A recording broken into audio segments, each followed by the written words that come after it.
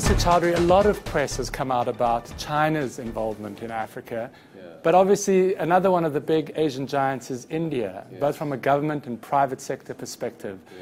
Is India really eyeing Africa as an investment opportunity? See, India has had very traditional links with Africa, going back to many, many years. If you look, we are in Tanzania today. If you look at 1949, the local currency in Tanzania was the Indian rupee. So that's the kind of connect we enjoy with Africa. And even our Prime Minister enjoys deep connects with different heads of state in Africa. So there's a lot of interest in Africa, both from the private sector in India as well as the government. And does that personal connection, the history, particularly with East Africa, Kenya, Tanzania, Uganda, and the flows of people to Africa and back, does it actually make a difference from a business perspective? Oh yes, definitely, because there's such a large diaspora sitting here from India, and they are automatically enabling more connects to happen with India now. And a lot of them are actually seeking out companies from India to come to Africa and work together with them in doing services or products or manufacturing in Africa.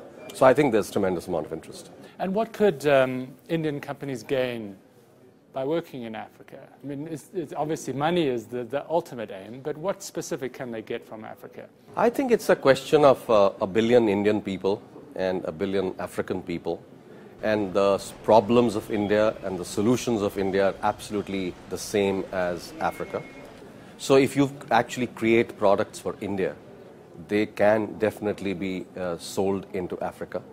And similar solutions can be created. There's been a criticism of China investment in Africa, in that particularly government investment turns a blind eye to governance in Africa. Is the same thing happening with Indian investment?